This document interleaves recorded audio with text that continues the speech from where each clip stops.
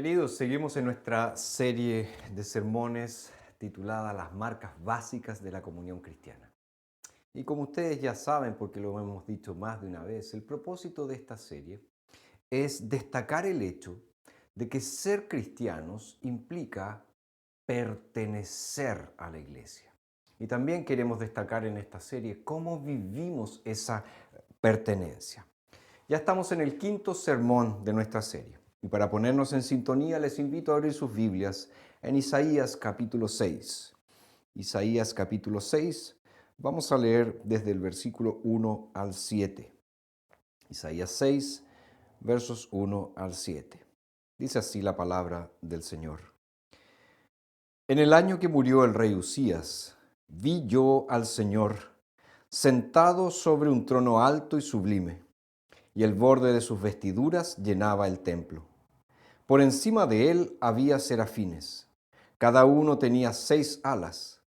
Con 2 cubrían sus rostros, con 2 cubrían sus pies y con 2 volaban. El uno proclamaba al otro diciendo: Santo, santo, santo es el Señor de los ejércitos. Toda la tierra está llena de su gloria. Los umbrales de las puertas se estremecieron con la voz del que proclamaba, y el templo se llenó de humo. Entonces dije: ¡ay de mí, pues soy muerto! Porque siendo un hombre de labios impuros, y habitando en medio de un pueblo de labios impuros, mis ojos han visto al Rey, al Señor de los ejércitos. Entonces voló hacia mí uno de los serafines, trayendo en su mano con unas tenazas un carbón encendido tomado del altar, y tocó con él mi boca diciendo: He aquí que esto ha tocado tus labios, tu culpa ha sido quitada y tu pecado ha sido perdonado. Oremos al Señor. Padre Celestial, nosotros necesitamos tanto de ti y necesitamos que tú nos instruyas en esta hora. Necesitamos que tu Santo Espíritu abra nuestro entendimiento para que podamos captar en profundidad lo que aquí tú nos dices. Señor, haz una obra en nosotros. Transfórmanos, haznos según tu voluntad. Que la luz del Evangelio brille poderosamente delante de nosotros en esta mañana. Te lo pedimos en el nombre de Jesús. Amén. Isaías 6 relata un encuentro glorioso. El profeta Isaías describe el encuentro que tuvo con Dios mientras él adoraba en el templo.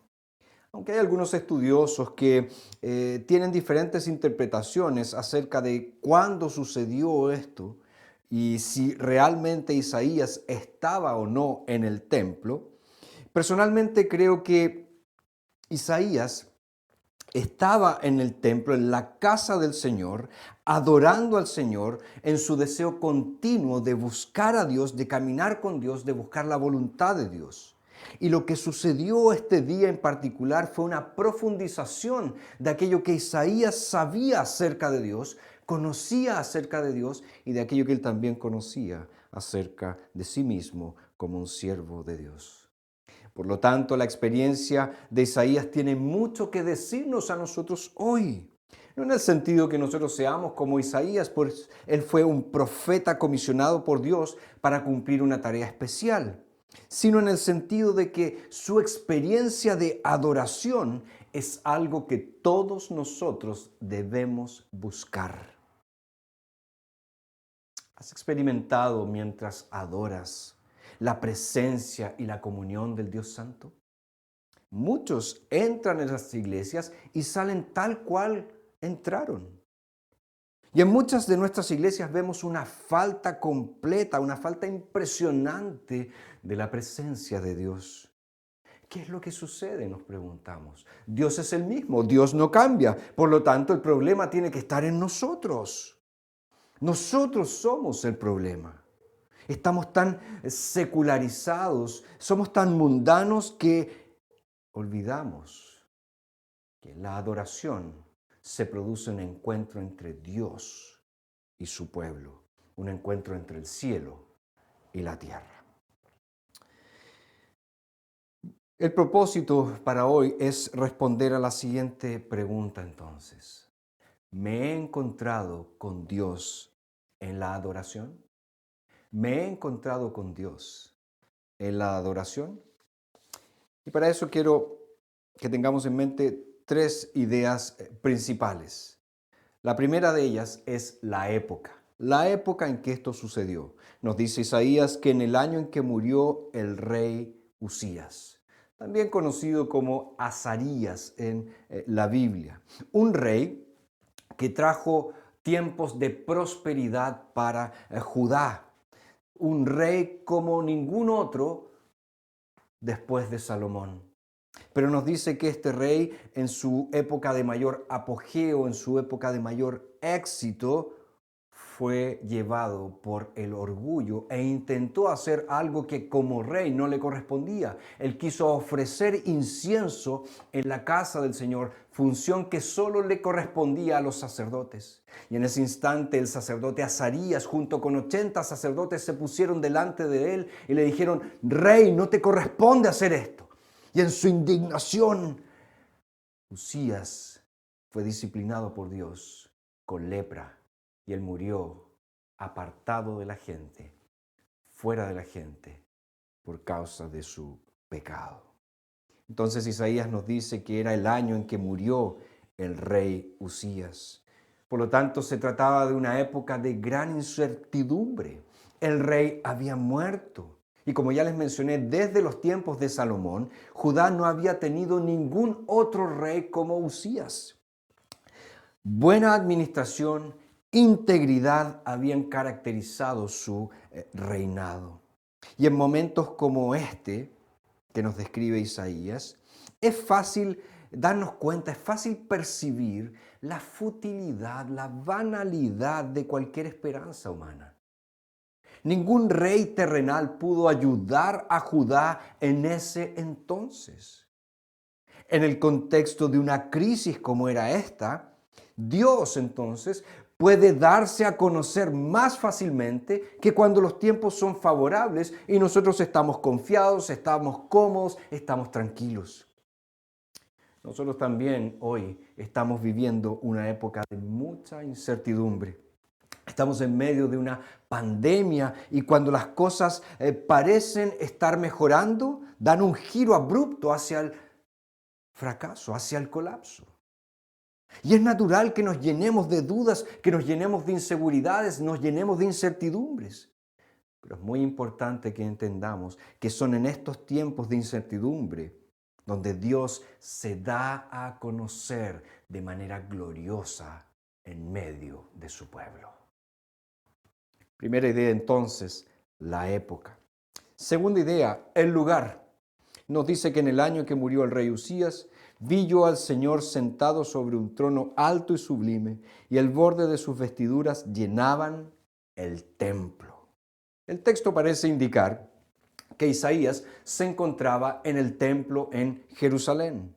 Y aunque ya mencioné que los estudiosos bíblicos no se ponen de acuerdo con esto, algunos creen que se trata de una visión del templo celestial que tuvo Isaías, pero a mí me parece que Isaías está en el templo del Señor, está allí en Jerusalén, en el templo físico del Señor, buscando a Dios, adorando a Dios. Y allí es donde él tiene esta visión gloriosa, majestuosa, sublime del Señor. El templo era el lugar que Dios había determinado para encontrarse con su pueblo. En la antigua dispensación, el Señor descendía y su gloria llenaba el templo. El templo era el centro de la adoración en Israel. Y allí se realizaban todos los sacrificios que estaban prescritos en la ley de Moisés. Y fíjense que todo en el templo estaba diseñado para generar en el adorador reverencia. La atmósfera debe haber sido sobrecogedora. Era el lugar para encontrarse con Dios. Hoy nosotros, creyentes de la nueva dispensación, no tenemos un templo físico como el de Jerusalén. Es más, Jesús dijo que ya no se adoraría en Jerusalén. ¿Recuerdan su conversación con la mujer samaritana? Jesús dice que podría adorarse a Dios en cualquier lugar siempre y cuando se hiciese en espíritu y en verdad. Y esta verdad bíblica debiera producir en nosotros un santo deseo por encontrarnos con Dios, sabiendo que hoy, por medio de Jesús, tenemos libre acceso a la presencia del Padre. Si bien no hay un lugar físico determinado donde nosotros debemos ir para estar con Dios, sí existe una reunión especial, una reunión donde Dios se encuentra con su pueblo. Y esa reunión es en el culto público, en la adoración de la iglesia del Señor. Es en el culto cristiano donde experimentamos un encuentro con el Señor. Y es allí donde el pueblo de Dios, la familia de Dios, se reúne para adorar el nombre bendito del Señor. Y es allí donde Dios también se encuentra con su pueblo. El culto cristiano no debe ser considerado como una experiencia ritual. No debe ser practicado por mera religiosidad. El culto es servicio al Señor. Y este servicio debe ser caracterizado por espiritualidad y por estar en conformidad con la verdad revelada en la palabra de Dios. Nunca desestimes la importancia del culto. Nunca minimices su trascendencia. Hay un encuentro entre el Dios vivo y verdadero y su pueblo, la iglesia del Señor.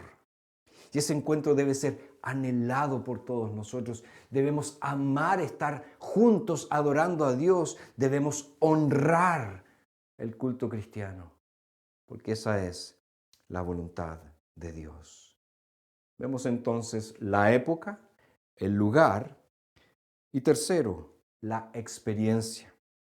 La experiencia. Isaías describe su experiencia de la mejor forma que él puede.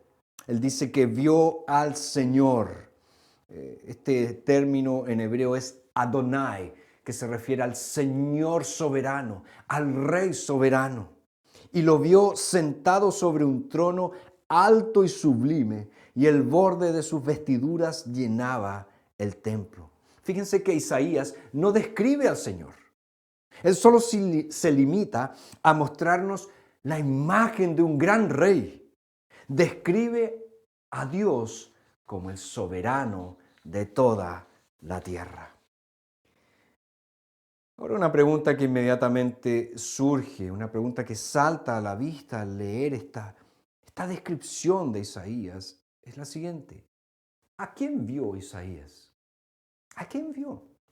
La Escritura nos dice que a Dios nadie le vio jamás, sino que el unigénito Hijo, que está en el seno del Padre, Él le ha dado a conocer. El Dios unigénito, Jesucristo, es quien ha dado a conocer a Dios.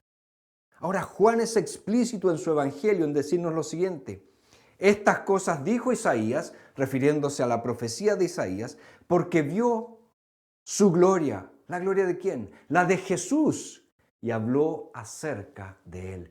Fíjese lo que dice el apóstol Juan. La visión que tuvo Isaías de Dios en el templo, a quien vio Isaías aquel día en el templo, fue a Jesús, fue al Hijo de Dios, a la segunda persona de la Trinidad, y lo vio en todo el resplandor de su gloria.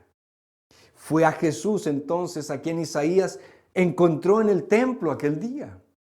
El Dios del Antiguo Testamento, que tantas veces por personas que mal entienden la Escritura es frecuentemente despreciado y deshonrado como si fuera un Dios malvado, un Dios que ama la guerra, un Dios que ama la sangre, no es otro Dios sino Jesucristo.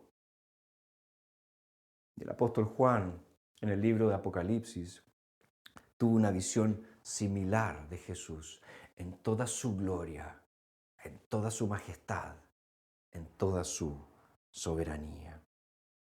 Y aquí nos dice Isaías que este Señor soberano está rodeado por una corte celestial, está rodeado por huestes celestiales, a quienes Isaías describe como serafines.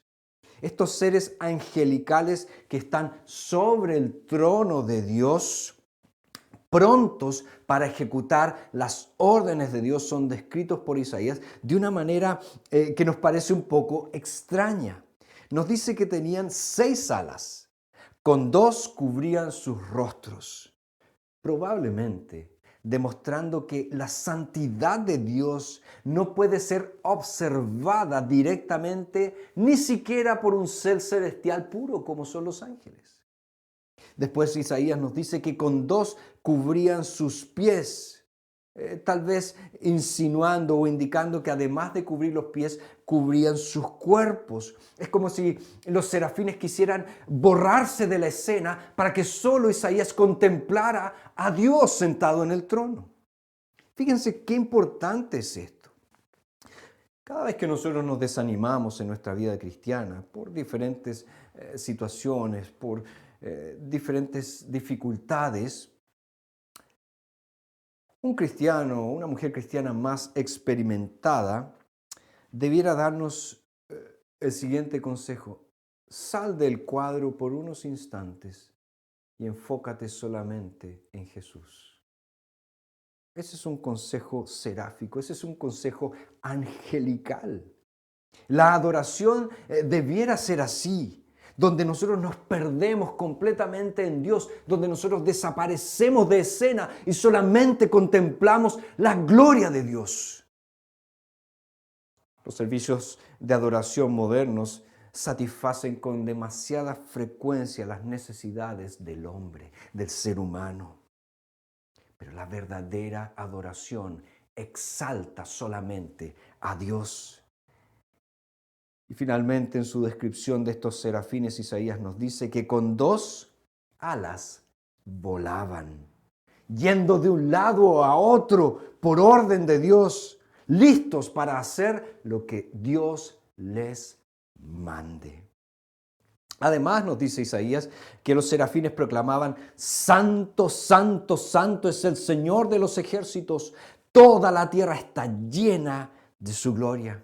Fíjense que aquí tenemos un cántico antifonal porque los serafines proclamaban unos a los otros: Santo, santo, santo, destacando ¿qué cosa? La santidad de Dios. Y aquí tenemos un superlativo en el hebreo. En el hebreo no existen palabras como santísimo, excelentísimo. Por eso tienen que repetir para dar este superlativo. Por lo tanto, aquí lo que los ángeles, estos serafines, están haciendo es: Dios santísimo, Dios santísimo. Santo en hebreo implica, por un lado, la trascendencia de Dios. Es decir, Dios es completamente diferente a nosotros, totalmente diferente a nosotros. Está más allá de nosotros. Pero también destaca santidad, la pureza moral que hay en Dios. En Dios no hay maldad, en Dios no hay pecado, en Dios no hay corrupción alguna. Y en ese mismo instante en que Isaías oye esta alabanza angelical, ¿qué nos dice el texto? Los umbrales de las puertas se estremecieron con la voz del que proclamaba y el templo se llenó de humo. Fíjense que el efecto de este cántico angelical es que los umbrales de las puertas, los cimientos del templo se remecieron completamente. Dios es tan majestuoso, Dios es tan poderoso que todo el edificio tiembla cuando esta canción, cuando este cántico resuena a través de él. Además, nos dice el texto que el templo se llenó de humo. Esta es una referencia a una teofanía, a una manifestación visible de Dios. Si nosotros comparamos este texto con el Salmo 18, vamos a obtener un poco más de luz. En el Salmo 18, David recuerda cómo él clamó a Dios y Dios lo escuchó desde su templo. Luego salió humo de su nariz y fuego consumidor de su boca. Y ambos pasajes bien pueden estar describiendo una revelación de la ira de Dios, del juicio de Dios ¿contra qué? Contra el pecado de su pueblo. El Santo de Israel, el Dios Santísimo, no puede soportar el pecado. No puede siquiera mirar el pecado. Y la reacción de Isaías es tremenda. Verso 5, entonces dije, ¡ay de mí! Pues soy muerto. Porque siendo un hombre de labios impuros y habitando en medio de un pueblo de labios impuros, mis ojos han visto al Rey, al Señor de los ejércitos. Desde un cierto punto de vista, este clamor de Isaías nos parece fuera de lugar. ¿No era Isaías un profeta del Señor? ¿No era el hombre más santo en Israel en aquellos días? ¿No había predicado la palabra de Dios? En comparación con sus conciudadanos, Isaías era un hombre santo. Él era el hombre de Dios, el varón de Dios. Pero como todos los cristianos sabemos, cuanto más aprendemos de Dios, cuanto más vemos el rostro de Dios en la faz de Jesucristo, más pecadores nos sentimos. Es un hecho digno de notar, por ejemplo, que el apóstol Pablo, en la medida que él creció en su comprensión de la santidad de Dios, también creció en su comprensión de su propia pecaminosidad. Cuando él escribe a los Corintios, por ahí por el año 54 después de Cristo, él dice que era el más pequeño de los apóstoles. Después, cuando escribe a los Efesios, por ahí por el año 61 después de Cristo, dice que él es el menor de todos los santos. Y cuando escribe a Timoteo, por ahí por el 64 después de Cristo, él dice que es el principal, el primero de los pecadores. Fíjense la progresión. Soy el más pequeño de los apóstoles. Después, soy el menor de los santos. Después, soy el principal de los pecadores. Todos nosotros deberíamos seguir ese camino en la medida que conocemos más a Dios, comprendemos más nuestra pecaminosidad. Cuando maduramos en nuestro conocimiento de Dios, nos volvemos más humildes, nos volvemos más abnegados. Isaías estaba siendo preparado para una vida de servicio.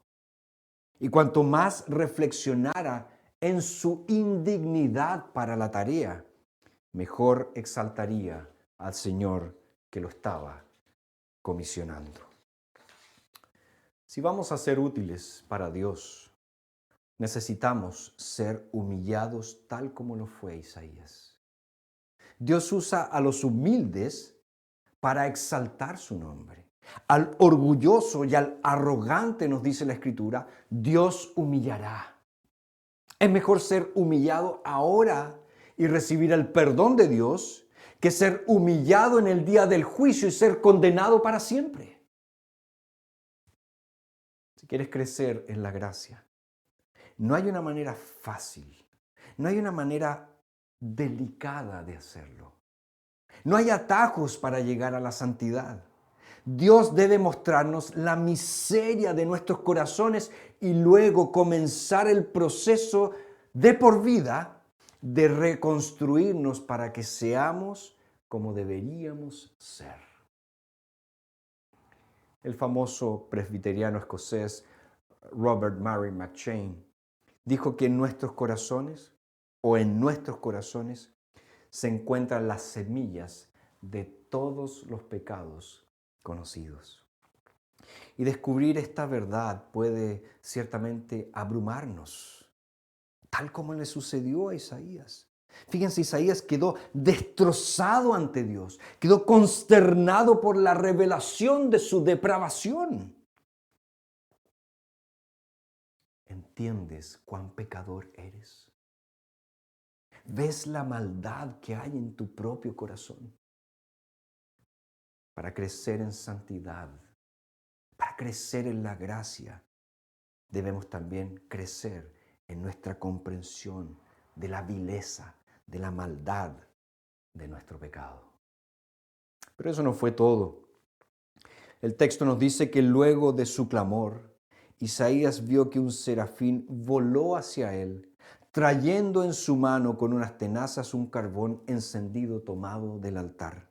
y tocó con él mi boca diciendo, he aquí que esto ha tocado tus labios, tu culpa ha sido quitada y tu pecado ha sido perdonado. Aquí vemos cómo Isaías experimentó el perdón de Dios mientras él adoraba a Dios en el templo.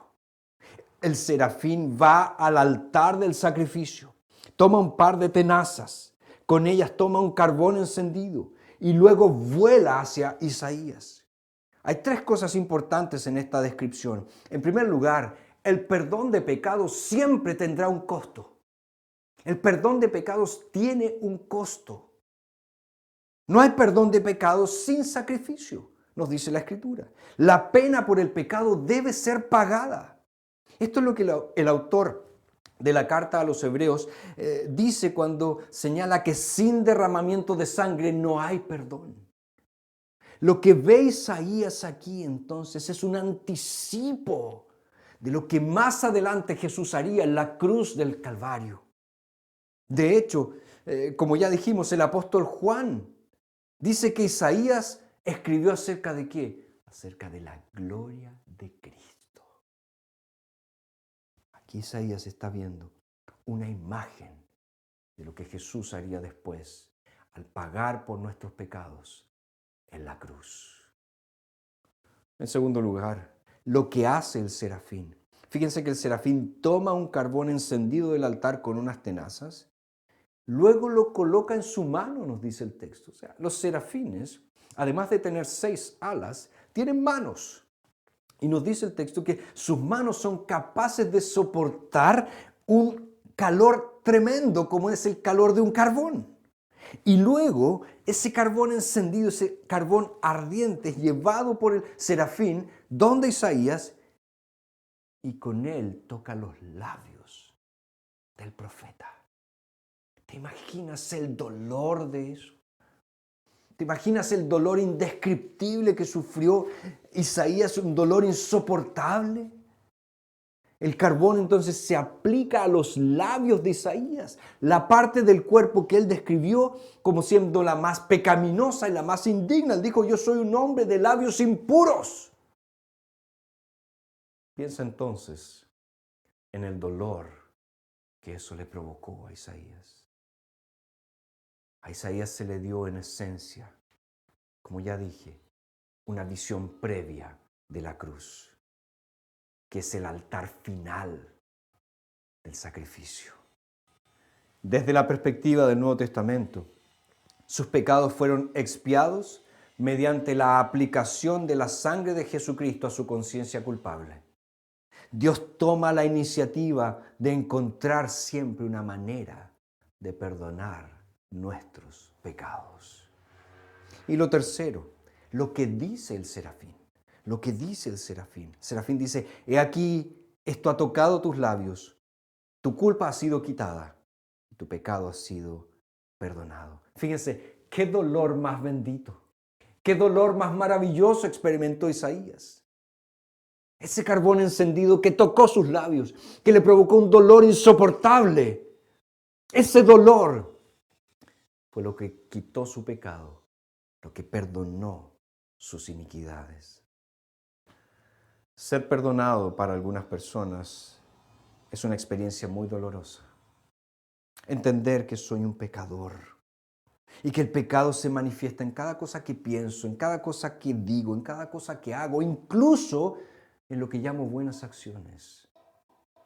Entender eso produce una devastación total, completa de nuestro ser. Nos creíamos buenos y ahora entendemos que no lo somos, que somos terribles, que somos malvados, que merecemos la condenación. Por eso Isaías dijo, ¡ay de mí! Pues soy muerto. Es una afirmación correcta. Y no solo para él, sino para cada uno de nosotros. Todo lo que yo consideraba lucro en mi vida, todo aquello que yo consideraba bello en mi vida, ahora tiene que ser quemado como basura y ser eliminado.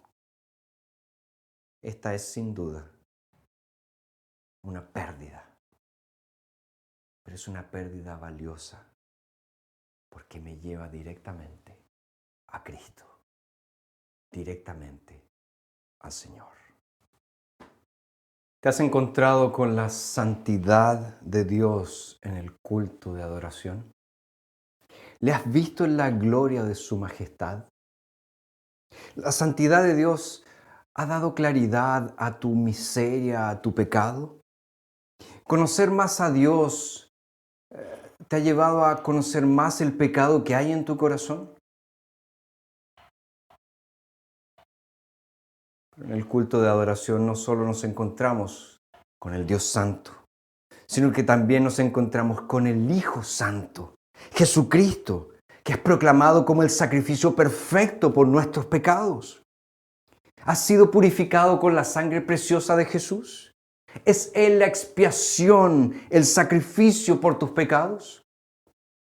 Quiera Dios que todos nosotros veamos la gloria de Cristo en nuestra adoración y seamos completamente transformados por Él. Oremos. Gracias, Señor, por esta palabra. Gracias, Padre, porque tú eres el Dios santo, santo, santo. Porque Cristo Jesús ha sido el sacrificio perfecto que ha limpiado nuestros pecados, que ha purificado nuestras maldades. Y nosotros ahora podemos decir que hemos sido perdonados. La gloria sea a ti, Señor. La gloria sea a tu precioso nombre. En Jesucristo, nuestro Salvador. Amén.